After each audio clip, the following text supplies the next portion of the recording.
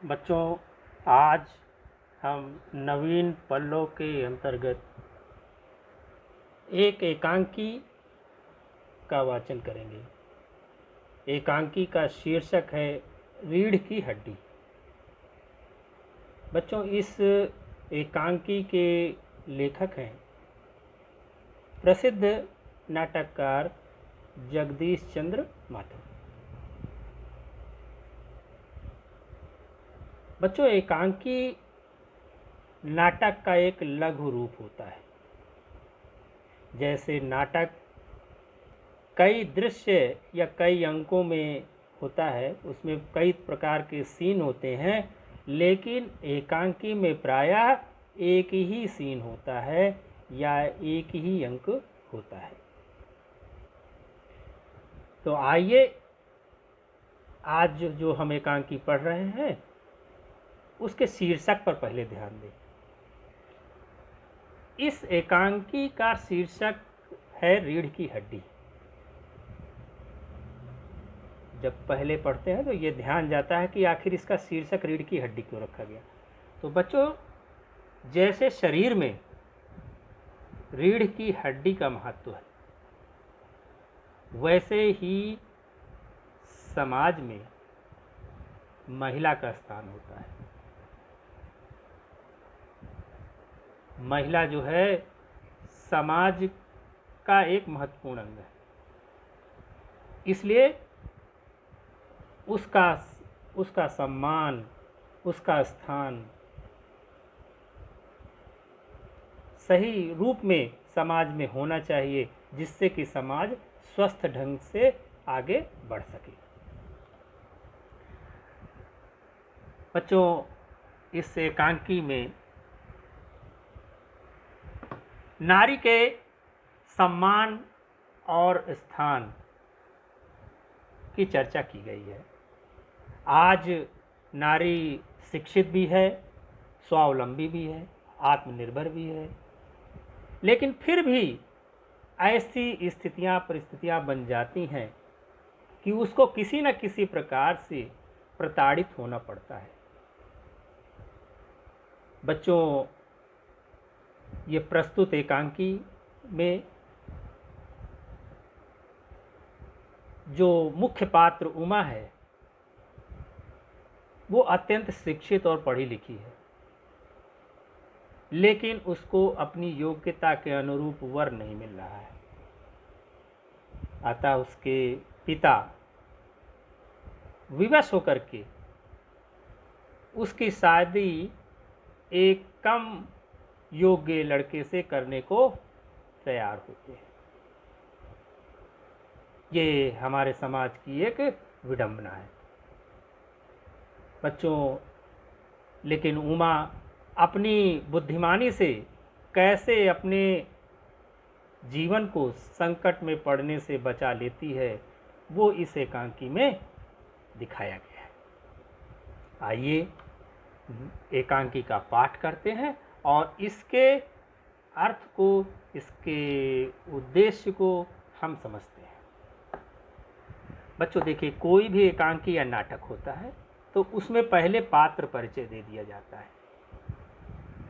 उसका कारण है कि जब हम एकांकी पढ़ते हैं तो प्रायः वो संवादों में कहानी बढ़ती है, इसलिए यहाँ पर पात्रों के परिचय दिए गए हैं। उमा कौन है? लड़की है। कौन लड़की है? जो इस एकांकी की मुख्य पात्र है। राम स्वरूप उमा के पिता, प्रेमा उमा की माँ, रतन नौकर, शंकर लड़का जो उमा को देखने आया है। किस लिए? विवाह के लिए उसको देखने के लिए आया है। गोपाल प्रसाद शंकर के पिता। साधारण साज सज्जा, साफ सुथरा कमरा, जिसको नौकर की सहायता से राम स्वरूप ठीक ठाक कर रहे हैं, ऐसा दृश्य दिखाया गया। बाकी एकांकी की शुरुआत होती है। प्रेमा, प्रेमा कौन है? उमा की माँ, वो कुछ कह रही है। प्रेमा, घर में मक्खन नहीं है, रतन से कहकर मक्खन मंगवा ले। राम स्वरूप, ठीक है, जल्दी भेजो, मक्खन वाले की दुकान दूर है। प्रेमा, कोई बात नहीं, यहाँ मैं संभाल लूँगी, 2 ही आदमी तो आ रहे हैं। राम स्वरूप, हाँ, एक तो बाबू गोपाल प्रसाद और दूसरा खुद लड़का है। देखो, उमा से कह देना कि जरा करीने से आए, ये लोग जरा ऐसे ही हैं। गुस्सा तो मुझे बहुत आया है इनके दकियानूसी ख्यालों पर। खुद पढ़े लिखे हैं, वकील हैं, सभा सोसाइटियों में जाते हैं, मगर लड़की चाहते हैं ऐसी कि ज़्यादा पढ़ी लिखी ना हो। देखिए, राम स्वरूप जी ने लड़की के जो पिता हैं, उमा के जो पिता हैं, वो कहते हैं कि अपनी पत्नी को सलाह देते हैं कि उमा से कह देना जरा करीने से ढंग से आएगी, क्योंकि देखने वाले आ रहे हैं। प्रेमा, और लड़का? राम स्वरूप, बताया तो था तुम्हें, लड़का 1 हाथ आगे है। बाप शेर तो लड़का सवा शेर। देखिए, यहाँ एक लोकोक्ति का यहाँ पे एक उदाहरण दे दिया गया कि बाप शेर तो लड़का सवा शेर। कहने का तात्पर्य क्या है कि पिता से बढ़ कर के, अगर उस पिता में गुण है या अवगुण है तो उससे ज़्यादा वो उसका लड़का है। तो बीएससी के बाद लखनऊ में ही तो पढ़ता है, मेडिकल कॉलेज में। कहता है कि शादी का सवाल दूसरा है, तालीम का दूसरा है। तालीम अर्थात शिक्षा, एजुकेशन। क्या करूं, मजबूरी है। मतलब अपना है, वरना इन लड़कों और इनके बापों को ऐसी कोरी कोरी सुनाता कि ये भी। रतन, बाबूजी बाबूजी। राम स्वरूप, क्या है? रतन, कोई आते हैं। राम स्वरूप, अरे प्रेमा, वे लोग आ भी गए। प्रेमा, तुम उमा को समझा देना, थोड़ा सा गा भी देगी। किवाड़ पर दस्तक होती है। राम स्वरूप, आइए आइए। बाबू गोपाल प्रसाद और उनके लड़के शंकर का प्रवेश। आँखों से लोक चतुराई टपकती है। आवाज़ से मालूम होता है कि काफ़ी अनुभवी और फितरती महाशय है। उनका लड़का कुछ खीस निपोरने वाले नौजवानों में से है। आवाज़ पतली है और खिसियाहट भरी। झुकी कमर इनकी खासियत है। देखिए, इन पंक्तियों में जो एकांकीकार ने जो देखने वाला जो लड़का है और उसके पिता, उनका एक रूपरेखा यहाँ पे बता दिया कि कैसे वो हैं। कहने का मतलब वो फितरती हैं, मतलब चालाक हैं। और खीस निपोरने वाले का मतलब ये हो गया कि बेढंगे ढंग से बोलने वाले और हंसने वाले वो नौजवान है। आगे राम स्वरूप अपने दोनों हाथ मलते हुए, इधर तशरीफ लाइए, इधर। बाबू गोपाल प्रसाद बैठते हैं। राम स्वरूप, मकान ढूंढने में तकलीफ तो नहीं हुई? गोपाल प्रसाद, नहीं, तांगे वाला जानता था और फिर हमें तो यहाँ आना ही था, रास्ता मिलता कैसे नहीं। राम स्वरूप, ये तो आपकी बड़ी मेहरबानी है, मैंने आपको तकलीफ तो दी। गोपाल प्रसाद, अरे नहीं साहब, जैसा मेरा काम वैसा है आपका काम। आखिर लड़के की शादी तो करनी ही है, बल्कि यूँ कहिए कि मैंने आपके लिए खासी परेशानी कर दी। राम स्वरूप, यह लीजिए, आप तो मुझे कांटों में घसीटने लगे, हम तो आपके सेवक ही हैं।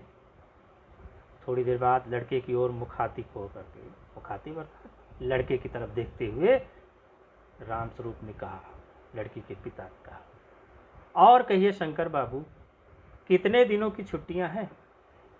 शंकर जी, कॉलेज की तो छुट्टियां नहीं हैं, वीकेंड में चला आया था। राम स्वरूप, आपका कोर्स खत्म होने में तो अब साल भर रहा होगा। शंकर: जी यही कोई साल 2 साल। रामस्वरूप: साल 2 साल? शंकर: जी 1 आध साल की मार्जिन रखता हूँ। कहने का तात्पर्य यहाँ है कि लड़का कोई बहुत ज़्यादा योग्य नहीं था, वो पढ़ने में उतना अच्छा नहीं था, कई साल फेल हो करके फिर वो पास होता था। गोपाल प्रसाद: बात यह है साहब कि ये शंकर 1 साल बीमार हो गया था, तभी से थोड़ा पीछे रह गया।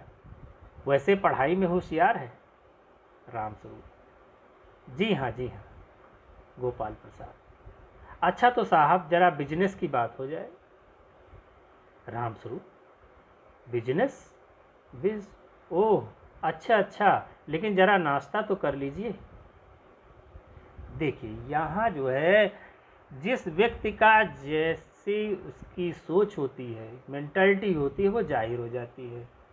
आए थे लड़की देखने, लेकिन बात बिजनेस की कर हो रही है। आगे गोपाल प्रसाद: ये सब आप क्या तकल्लुफ करते हैं? रामस्वरूप: तकल्लुफ किस बात का? गोपाल प्रसाद: थोड़ी देर बाद दबी आवाज में रामस्वरूप इस बीच अंदर चले जाते हैं, तो गोपाल प्रसाद अपने लड़के से कहते हैं, आदमी तो भला है, मकान वकान से हैसियत भी बुरी नहीं मालूम होती, पता चले लड़की कैसी है। शंकर: जी। रामस्वरूप चाय की ट्रे लिए हुए प्रवेश करते हैं। गोपाल प्रसाद: आखिर आप माने नहीं। रामस्वरूप चाय प्याले में डालते हुए, आपको कैसी चाय पसंद है? गोपाल प्रसाद: मुझे तो आप आधा दूध और आधी चाय दीजिए, चीनी जरा ज़्यादा डालिएगा, कम चीनी का क्या जायका। रामस्वरूप: कहते तो आप सही हैं। प्याला पकड़ाते हैं। शंकर: सुना है सरकार अब ज़्यादा चीनी लेने वालों पर टैक्स लगाएगी।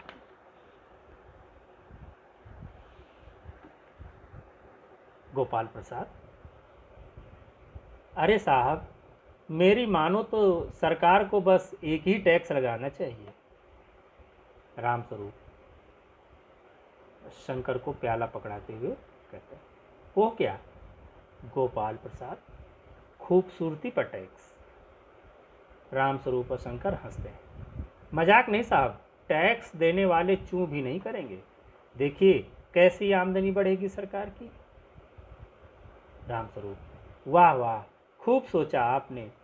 हम लोगों के समय तो खूबसूरती का प्रश्न ही नहीं उठता था। देखिए समय का परिवर्तन नाटक की इन पंक्तियों में दिखाई देता है।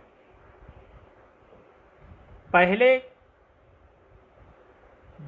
खूबसूरत होना और खूबसूरत दिखना, दोनों में अंतर होता है। असली खूबसूरती अंदर की होती है, अंदर के गुणों की, उसकी योग्यता की होती है। लेकिन समय का बदलाव होता है और खूबसूरती, दिखने वाली खूबसूरती को ही असली खूबसूरती लोग मानने लगे। तो यहाँ पर जो रामस्वरूप है यही बात कहते हैं कि हम लोगों के समय तो खूबसूरती का प्रश्न ही नहीं उठता था, जैसी खूबसूरती की आज बात होती है। आगे गोपाल प्रसाद: कभी नहीं साहब, कभी नहीं, पर अब तो जैसे भी हो लड़की का खूबसूरत होना निहायत जरूरी है। जैसे चाहे करे, पाउडर लगाए, क्रीम लगाए, घर की औरतों को तो लड़की सुंदर ही चाहिए। आपकी लड़की तो ठीक ठाक है ना? रामस्वरूप: जी हाँ, वो तो अभी आप देख लीजिएगा। गोपाल प्रसाद: देखना क्या, आपसे इतनी बातचीत हो चुकी है, तब तो ये रस्म ही समझिए। रामस्वरूप: ये तो आपका मेरे ऊपर भारी एहसान है।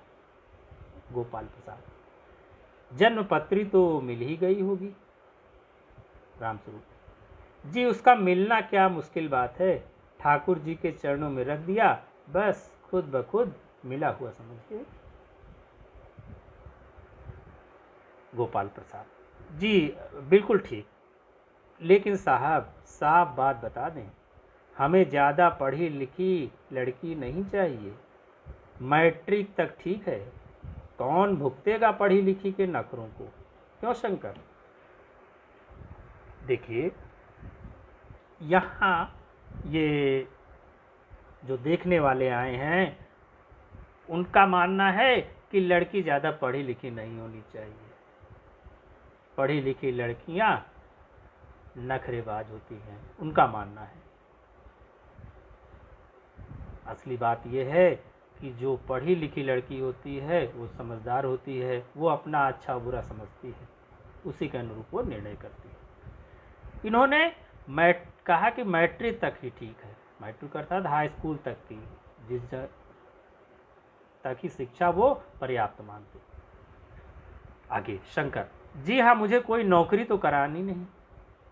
गोपाल प्रसाद लोग मुझसे कहते हैं कि इतने पढ़े लिखे लड़कों के लिए बहुएं तो ग्रेजुएट लीजिएगा, पर बताओ भला लड़के लड़कियों की पढ़ाई का क्या एक बात है? यदि औरतें भी अखबार पढ़ने लगीं, पॉलिटिक्स पर बहस करने लगीं तो चल चुकी गृहस्थी। जनाब मोर के पंख होते हैं मोरनी के नहीं, शेर के बाल होते हैं शेरनी के नहीं। आप देखिए उनको लड़की खूबसूरत चाहिए, अच्छी दिखनी चाहिए, ज़्यादा पढ़ी लिखी नहीं होनी चाहिए, ये सब चीज़ों को वो अपने तर्कों से सही साबित करने की कोशिश करते हैं। उन्होंने मोर का उदाहरण दे दिया, शेर का उदाहरण दे दिया, इस तरह से उन्होंने ये अपनी बात को सही साबित कर रहे हैं। रामस्वरूप जी हाँ, और मर्द की दाढ़ी होती है औरत की नहीं। सब हंसते हैं। रामस्वरूप मेज को एक तरफ सरका देते हैं, फिर अंदर के दरवाजे की तरफ मुंह कर जरा जोर से, अरे जरा पान भिजवा देना। पान की तस्तरी हाथों में लिए उमा आती है, सादगी के कपड़े, गर्दन झुकी हुई। बाबू गोपाल प्रसाद आंखें गड़ाकर और शंकर आंखें छिपाकर उसे ताक रहे हैं। आखिर में उमा जो है उन लोगों के सामने आ जाती है। रामस्वरूप यही आपकी लड़की है, लाओ बेटी पान मुझे दो। उमा पान की तस्तरी अपने पिता को देती है। उस समय उसका चेहरा ऊपर को उठ जाता है और नाक पर रखा हुआ सोने की रिम वाला चश्मा दिखता है। बाप बेटे दोनों चौंक उठते हैं। गोपाल प्रसाद और शंकर एक साथ बोलते हैं, चश्मा? आप देखिए लड़की हर तरीके से योग्य होनी चाहिए। अब उसमें कमी क्या उनको नज़र आ गई कि लड़की चश्मा लगाती है। जब उसको देखा, उमा को देखा चश्मा लगाए हुए, तो दोनों चौंक पड़ते हैं। रामस्वरूप जरा सक पकाकर, जी वो पिछले महीने में इसकी आंखें दुखने लगी थी, सो कुछ दिनों के लिए चश्मा लगाना पड़ रहा है। गोपाल प्रसाद पढ़ाई वढ़ाई की वजह से तो नहीं है कुछ? रामस्वरूप नहीं साहब, वो तो मैंने अर्ज किया ना। गोपाल प्रसाद बैठो बेटी। रामस्वरूप वहाँ बैठ जाओ उमा, उस तख्त पर अपने बाजे वाजे के पास। गोपाल प्रसाद चाल में तो कुछ खराबी है नहीं, चेहरे पर भी छवि है, हाँ कुछ गाना बजाना सीखा है? रामस्वरूप जी हाँ, सितार भी और बाजा भी। सुनाओ तो उमा एक आध गीत सितार के साथ। वो आता हो, धीरे धीरे करके वो उनके गुणों को खोज रहे हैं कि क्या क्या इसके अंदर गुण जो है। आगे उमा सितार उठाती है, थोड़ी देर बाद मीरा का मशहूर गीत मेरे तो गिरधर गोपाल दूसरों न कोई गाना शुरू कर देती है। स्वर से जाहिर है कि गाने का अच्छा ज्ञान है। उसके स्वर में तल्लीनता आ जाती है। उसकी आंखें शंकर की झेंपती सी आंखों से मिल जाती हैं और वह गाते गाते अचानक रुक जाती है।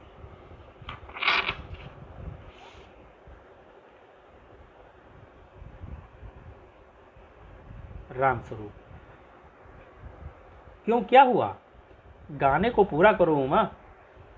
गोपाल प्रसाद, नहीं नहीं साहब, काफी है, लड़की आपकी अच्छा गाती है। उमा सितार रखकर अंदर जाने को उठती है। गोपाल प्रसाद, अभी ठहरो बेटी। राम स्वरूप, थोड़ा और बैठी रहो उमा। गोपाल प्रसाद, तो तुमने पेंटिंग वेंटिंग भी? उमा चुप चुप रहती है।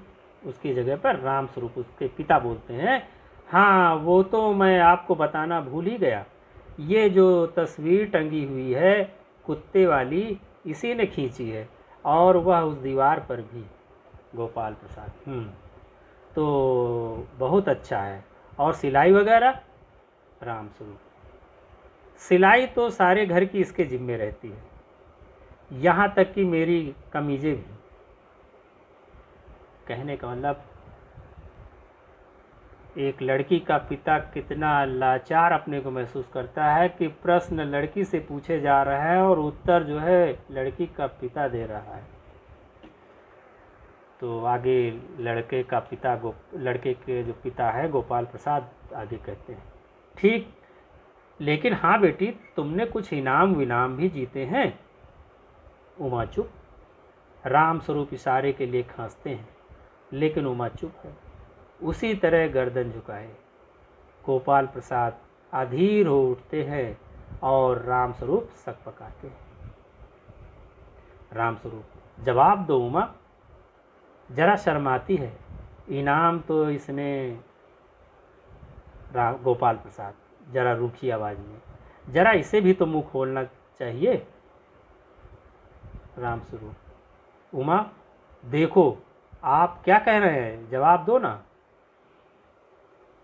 उमा हल्की लेकिन मजबूत आवाज में, क्योंकि पढ़ी लिखी लड़की थी, समझदार थी, आखिर में उसने बोलना शुरू किया, क्या जवाब दूं बाबूजी, जरा कुर्सी मेज बिकती है।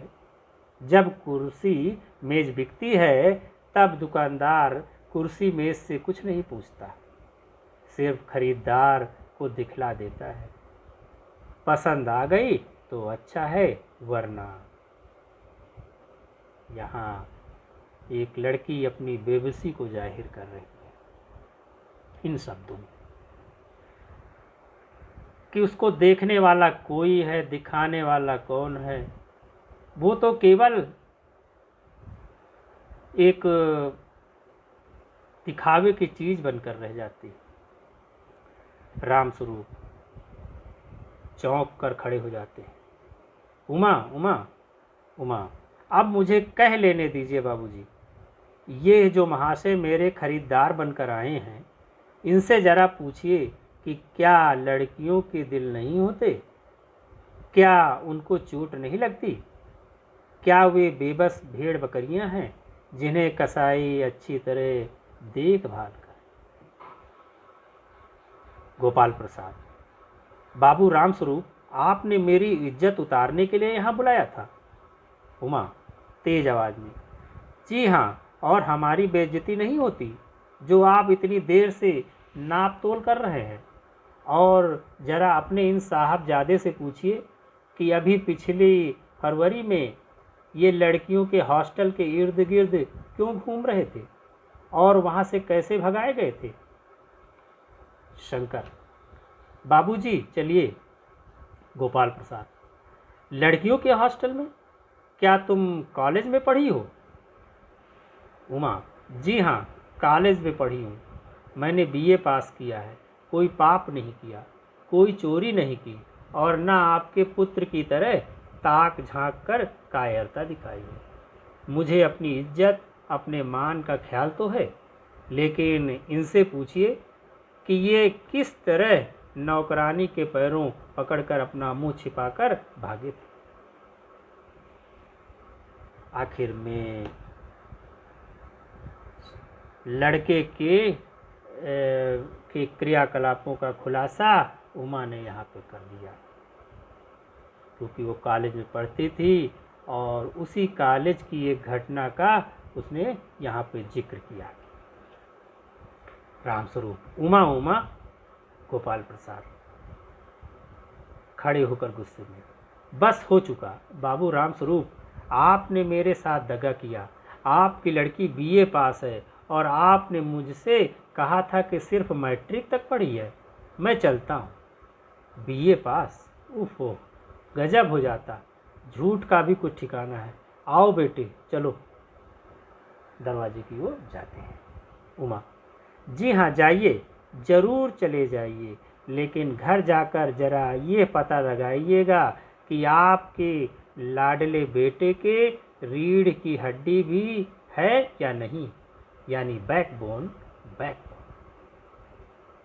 देखिए यहाँ पर इस एकांकी के शीर्षक का जो है जिक्र एक तरीके से यहाँ पर फिर मिलता है। देखिए रीढ़ की हड्डी, एक तो वो हो गई नारी जो कि हमारे समाज का एक आधार स्तंभ है, उसका मजबूत होना भी जरूरी है। लेकिन एक दूसरी तरफ जिसकी प्रतिनिधि यहाँ पे कौन है, उमा है, वो लड़की है। दूसरी तरफ वो लड़का है शंकर, जो कि दूसरों के ऊपर निर्भर है, अपने पिता के ऊपर ही सब तरीके से निर्भर है, और जिसका ना अपना कोई चाल सही है ना चरित्र ठीक है, तो वो समाज के लिए एक वो भी सही नहीं है। आगे, बाबू गोपाल प्रसाद के चेहरे पर बेबसी का गुस्सा है और उनके लड़के के चेहरे पर रुआंसापन।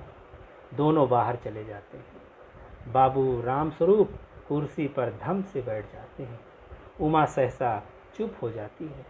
प्रेमा का घबराहट की हालत में आना। प्रेमा, उमा उमा रो रही है। बाबू रामस्वरूप खड़े हो जाते हैं और उमा की ओर बढ़ते हैं। रतन मक्खन लेकर आता है। पर्दा गिरता है। तो बच्चों, इस तरह एकांकी रीढ़ की हड्डी पूरी होती है। एकांकी नारी के सम्मान और स्वाभिमान को रेखांकित बताने वाली ये एकांकी है, और नारी समाज में रीढ़ की हड्डी के समान है। बच्चों, इस एकांकी के माध्यम से एकांकीकार ने, नाटककार ने ये संदेश दिया है कि सभी को अपने जीवन के महत्वपूर्ण फैसले लेने का अधिकार है। किसी भी प्रकार